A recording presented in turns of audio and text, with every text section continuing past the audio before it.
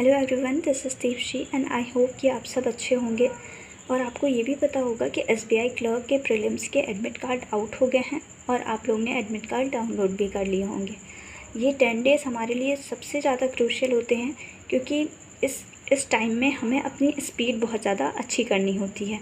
ठीक है, सो मैं आपको बताऊंगी कि मैं अपने एग्ज़ाम के 10 डेज़ पहले क्या शेड्यूल फॉलो करती थी, जो आप लोगों के लिए भी हेल्पफुल होगा। आप इस शेड्यूल में कुछ चेंजेस कर सकते हैं अपने वीक एरियाज़ को ध्यान में रखकर।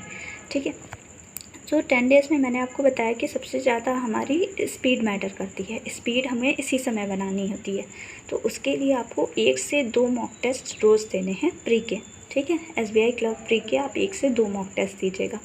और अगर आपको 2 मॉक टेस्ट ज़्यादा लग रहे हैं तो आप किसी दिन 1 भी दे दीजिएगा। जैसे एक दिन आपने 2 दे दिए, आप थक गए, तो नेक्स्ट डे आप 1 दे दीजिए मॉक। ठीक है, अपने आप को ज़्यादा थकाना नहीं है, लेकिन आपको प्रैक्टिस ज़्यादा से ज़्यादा करनी है। ठीक, और आपको जितनी भी नंबर ऑफ़ क्वेश्चंस की आप प्रैक्टिस करेंगे, चाहे आप फुल मॉक में प्रैक्टिस कर रहे हैं, चाहे आप सेक्शनल में कर रहे हैं, लेकिन बहुत ध्यान से प्रैक्टिस करिएगा कि आपकी एक्यूरेसी ना ख़राब होनी पाए।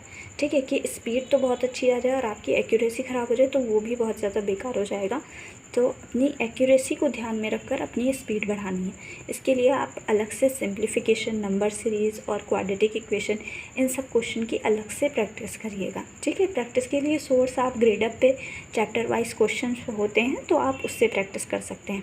इसी तरह रीजनिंग में भी जो चैप्टर्स होते हैं, जैसे कि अल्फ़ा न्यूमेरिक सीरीज़, जिसमें स्पीड बहुत ज़्यादा मायने रखती है, तो उनकी आप प्रैक्टिस करेंगे, पजल ज़्यादा से ज़्यादा सॉल्व करेंगे। ठीक है, अपने माइंड को बहुत ही ज़्यादा रिलैक्स करके एक्यूरेसी मेंटेन करके आपको स्पीड बढ़ानी है। ठीक है, इसी तरह इंग्लिश में आप इस समय दो आरसी ज़रूर सॉल्व करिएगा, जिससे आपकी रीडिंग हैबिट बनी रहे, आप जल्दी से उसे कॉम्प्रिहेंड कर पाएँ। ठीक है, एडिटोरियल पढ़िएगा और जितनी भी वो कैप अभी तक आपने नोट डाउन की हैं एडिटोरियल की, उन्हें रिवाइज़ करिएगा। ठीक है, जितनी भी वो कैप की आपने कॉपी बनाई होगी, सारी वो कैप इस टाइम में आपको रिवाइज़ करनी है। और डेली करंट अफेयर मिस मत करिएगा कि अभी 10 डेज़ केवल प्री के लिए पढ़ रहे हैं तो करंट अफेयर छोड़ दें। ऐसा बिल्कुल गलती मत करना, क्योंकि फिर मेंस में भी तो आपको कम डेज़ ही मिलेंगे तो आप कवर नहीं कर पाएंगे। इसलिए डेली करंट अफेयर तो आपको पढ़ना ही है। हाँ, आप ऐसा कर सकते हैं कि जो प्रीवियस मंथ का आप रिवीजन कर रहे थे वो अभी कुछ दिनों के लिए रोक सकते हैं, लेकिन डेली करंट अफेयर आपको नोट डाउन करना है और डेली का डेली आपको रिवाइज़ भी करना है।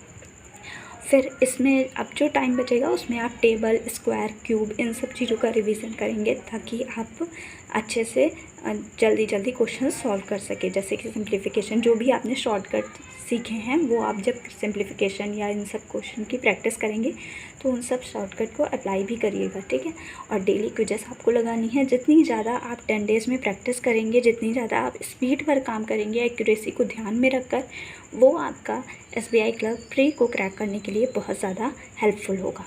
और आप 1 से 2 मॉक टेस्ट ज़रूर लगाइएगा। सो बस इतना ही था जो मैं आपको इस वीडियो में बताना चाहती थी। Thank you so much.